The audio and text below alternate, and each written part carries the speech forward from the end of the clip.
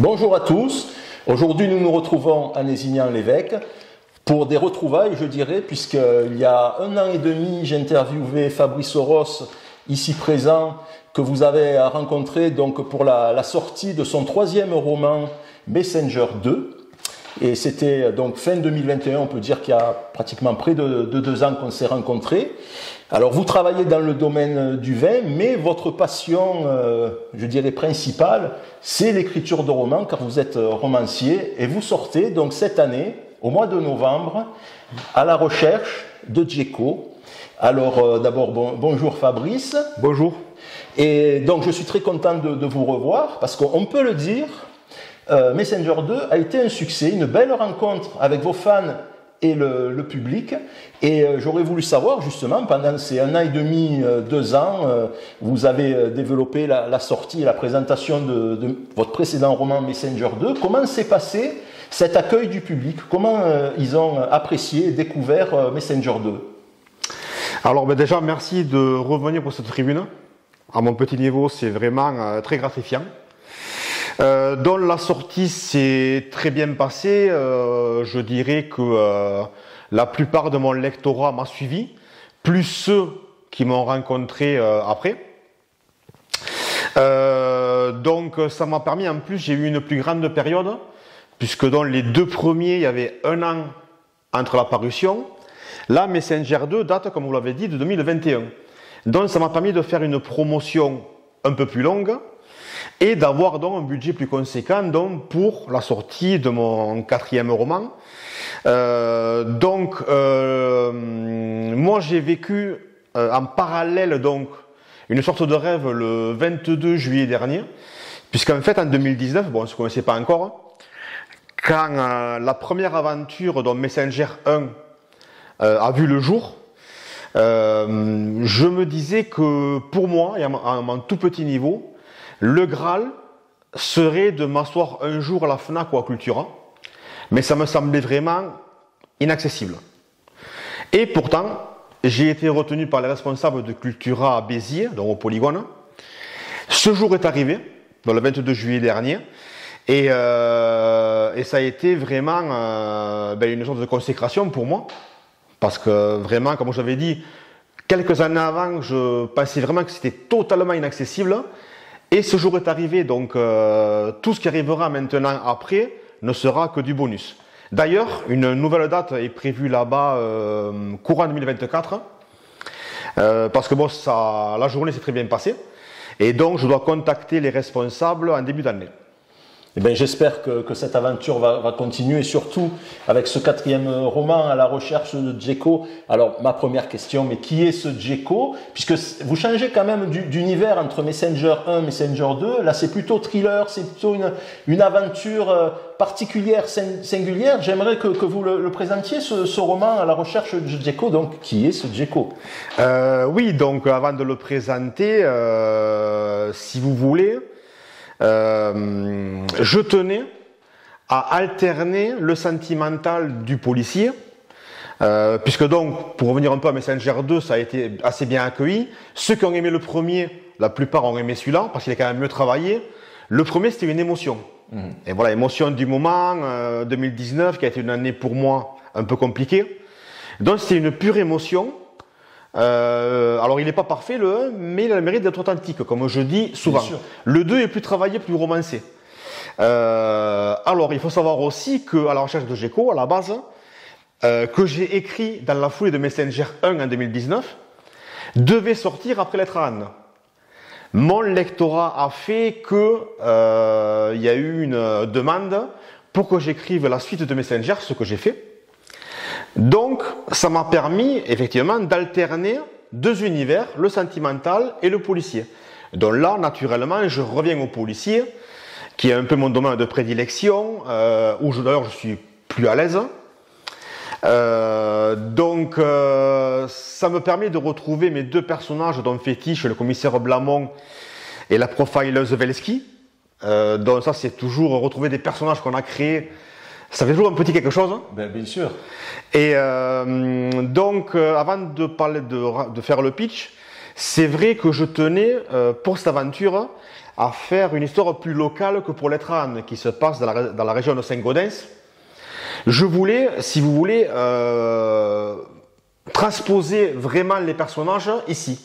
Donc, j'ai fait un saut en le temps, qui est à peu près de 5 ans par rapport à Lettre à Anne, puisque Blamont et Welski se retrouvent lors d'une affaire commune, ils ne s'étaient plus revus. Donc l'action principale se passe à Béziers, Agde, Pézenas, Lodève. Voilà. Après le pitch en lui-même, alors ce Géco, qui est ce Géco? Qui est insaisissable, ténébreux, qui est décédé pour l'état civil, mais qui est cité dans divers témoignages. Alors selon les témoignages, on le décrit comme quelqu'un de très sympathique, de très proche de sa mère qui vient de décéder. D'autres le décrivent comme un terroriste, d'autres comme un tueur sanguinaire, et d'autres encore comme un prophète. Donc c'est un peu compliqué de cerner ce personnage, dont bien sûr les lecteurs vont... Mais il est fictif ou réel alors? Il est réel. Il est réel. Il est réel. Donc les lecteurs vont petit à petit découvrir, au fil des pages, en tout cas ceux qui me suivront sur cette quatrième aventure, qui est ce véritable Géco. Donc, parce qu'en plus, l'histoire vraiment, l'intrigue policière, est 3 histoires qui se rejoignent.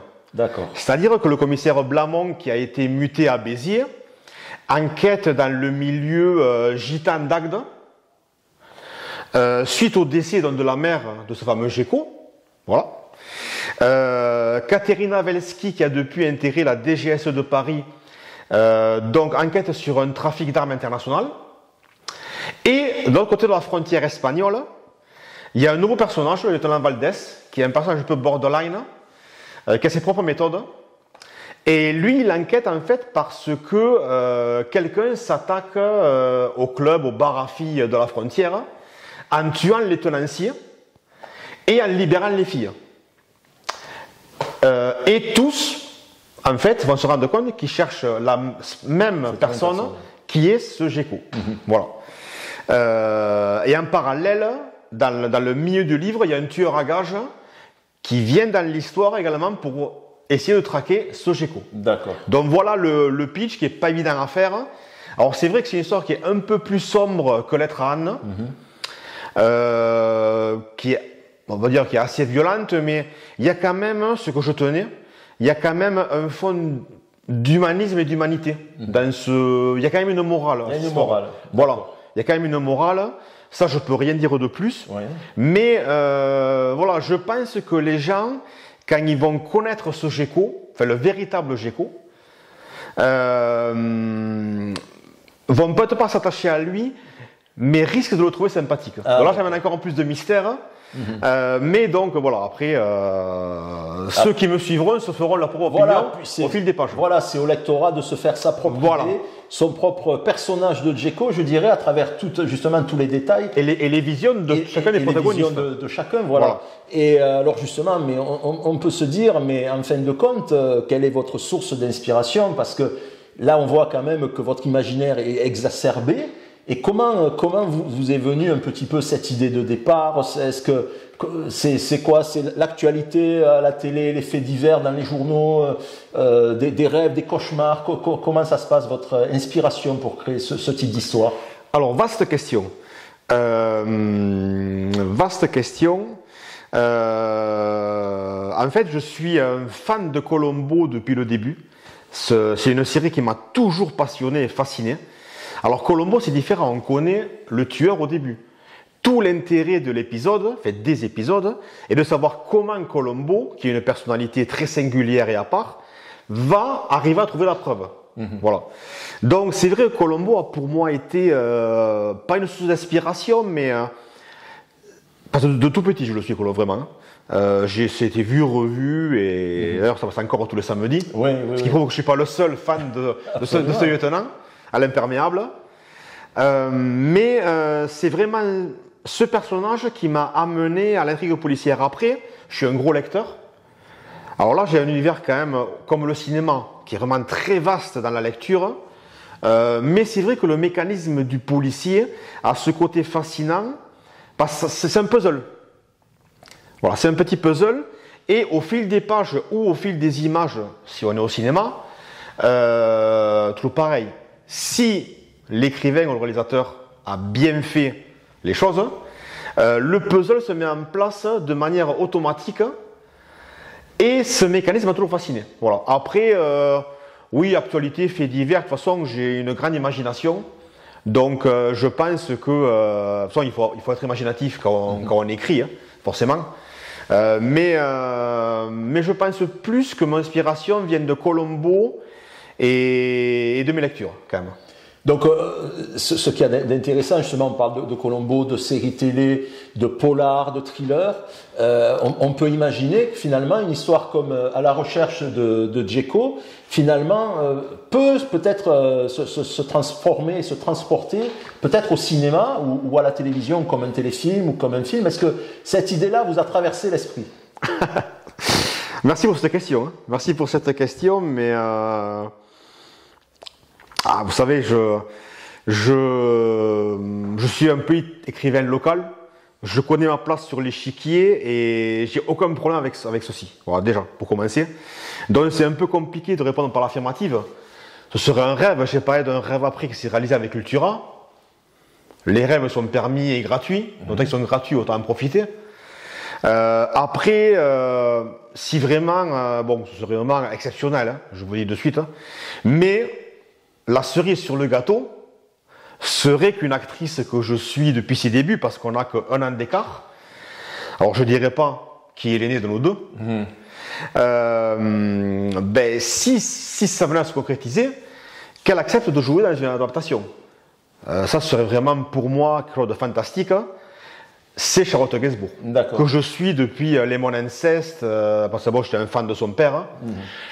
Et donc Charlotte, je la suis aussi bien musicalement que cinématographiquement depuis ses débuts. D'ailleurs, elle est derrière moi. En arrière-plan, tout à fait. Elle est ici. Elle est en arrière-plan, donc je pourrais dire qu'effectivement, une personnalité, une comédienne connue et reconnue pourrait parfaitement s'intégrer dans ce type d'histoire et puis serait certainement à l'aise, je veux dire, pour incarner un personnage de vos histoires que vous avez créées. En plus, il s'agit d'une source d'inspiration.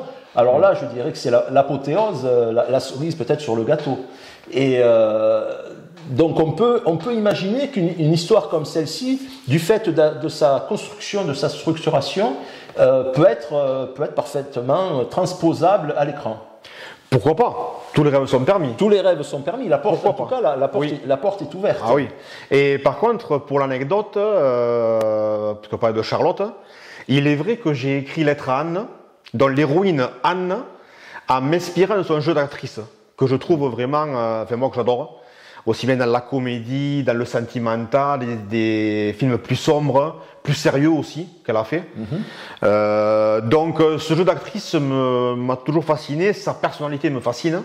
Et c'est vrai que pour la petite histoire donc, Anne, je l'ai conçue en pensant non seulement à elle, mais en plus à son jeu d'actrice. D'accord. Voilà. Donc déjà, c'est quand même un premier pas, un premier pied posé, déjà dans l'univers, je dirais, de l'image animée, que ce soit série, film de cinéma, parce que tout est possible de nos jours, et c'est peut-être un souhait ou un vœu pieux, mais pourquoi pas, tout est possible dans la vie, donc ma foi, c'est à souhaiter, puis je pense aussi que le public, le lectorat qui va découvrir cette nouvelle histoire, va aussi vous motiver peut-être déjà à écrire peut-être une suite ou une succession dans ce domaine d'histoire policière et encore une fois d'être inspiré par Charlotte Gainsbourg, pourquoi pas.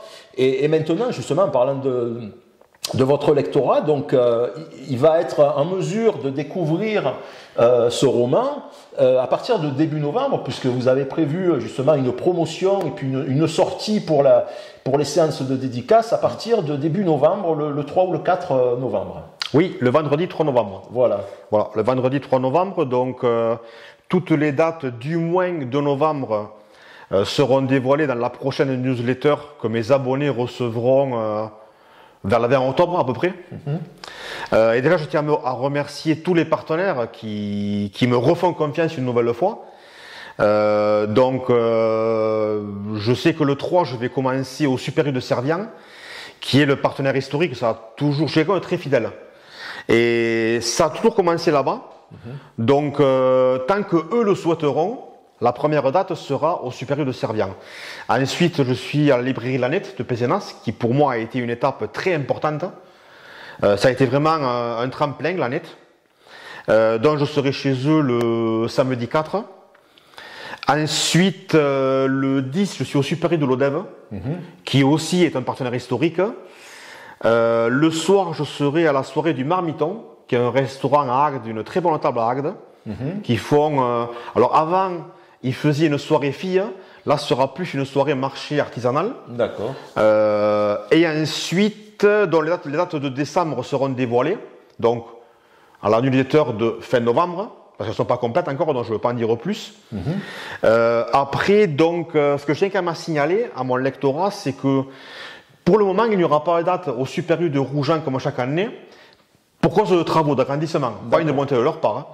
Donc là, ils vont être en plein agrandissement, donc s'il y a une date, ce ne sera pas avant le printemps. Donc, les lectrices et lecteurs qui venaient me rencontrer au Super U de Rougeant, sachez qu'en novembre et décembre, je ne pourrai pas y être. Une date sera normalement prévue au printemps, mais bon, après, voilà, du moins pour les dates là. Et après, dans les médiathèques, il y a Case d'Armes où je serai le 24 novembre, Florensac où je serai début décembre. Après, les médiathèques, il est clair que je vais vraiment privilégier celles qui m'ont fait confiance dès le début. Bon, Case d'Armes et Florensac sont manifestés. Mais après, si Lorraine ou Cers sont aussi intéressés, il n'y a aucun souci. Voilà.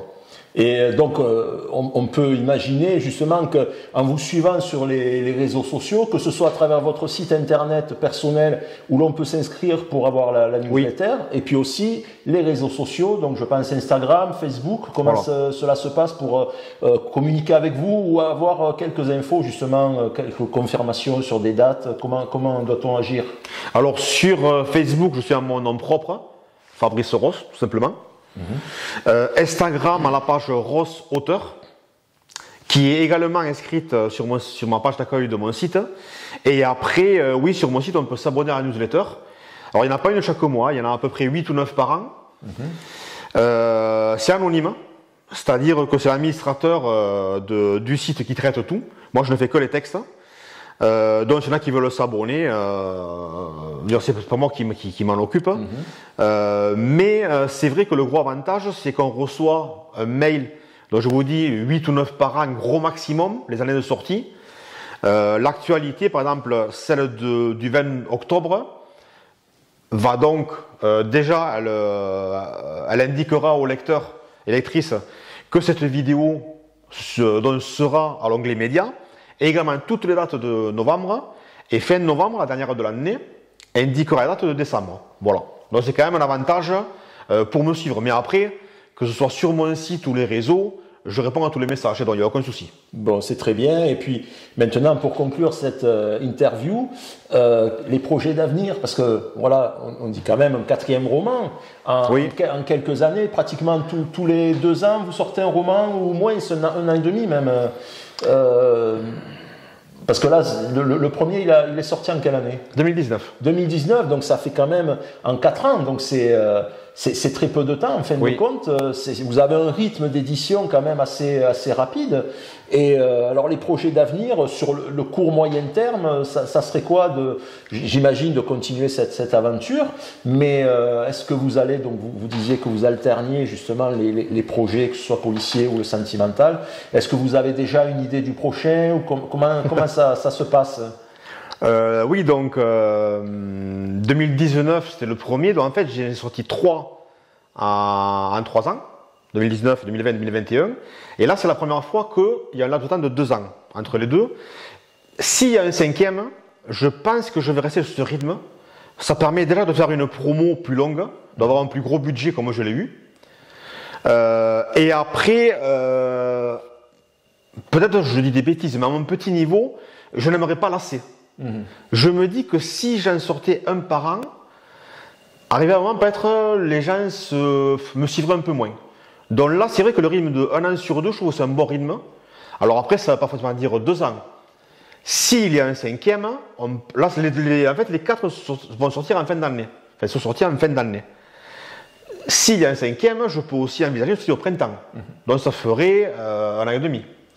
Alors pour répondre vraiment à votre question, s'il y a une 5e aventure, ça ne dépend pas de moi, ça va dépendre de mon public. Parce que le premier échelon, c'est arriver au remboursement. Le deuxième, c'est aller chercher un budget suffisant pour continuer. Donc ça, voilà, moi entre guillemets, j'ai fini mon boulot. Maintenant, c'est plus de mon ressort. Voilà. C'est plus moi qui vais décider. Après, donc, s'il y a une 5e, oui, ce sera dans mon désir d'alternance. Je pense à sentimental. Mais bon, j'ai une idée que je mûris depuis plusieurs années déjà. C'est un sentimental fantastique. D'accord. Parce qu'il y a un thème qui, alors je ne sais pas si fasciné est le bon mot, mais qui m'a toujours intéressé. C'est le retour dans le passé. D'accord. Je me dis souvent que ferait l'être humain s'il avait la faculté de retourner dans le passé pour changer son futur et son présent. Ça m'a toujours un peu titillé. Donc, s'il y a une 5e aventure, ce sera une aventure sentimentale avec un retour dans le passé, oui. Oui. Donc, je pense que c'est déjà, rien qu'avec les prémices de cette 5e aventure, on est assez alléché de découvrir cette nouvelle aventure que vous allez nous écrire. Mais pour l'heure, nous allons quand même donner vie et donner du relief et donner de la lumière à la recherche de Djeko, que je vous invite à découvrir. Il est très difficile pour les thrillers et les histoires policières de spoiler. C'est très facile de lâcher comme ça un petit élément qui va un petit peu gâcher l'aventure. Alors je vous laisse vraiment à la surprise de ce roman policier qui est assez tonitruant, assez incroyable, avec une fin voilà, qu'on ne dévoilera pas. Voilà. Et donc je vous donne rendez-vous avec Fabrice donc lors de ces prochaines rencontres avec le public, lors de ces séances de dédicaces. Voilà, n'hésitez pas à venir à sa rencontre, vous le voyez bien, il est très sympathique, ses histoires sont originales et je vous souhaite donc bonne chance et longue route pour cette nouvelle aventure à la recherche de Djeko. Et puis rendez-vous donc pour la prochaine histoire. Voilà, vous nous avez mis déjà l'eau à la bouche, si j'ose dire. Ça serait très bien. Ça serait très bien. Voilà, donc on va partir à la recherche de Djeko. Qu'est-ce que vous en pensez? Allez, au revoir. Au revoir.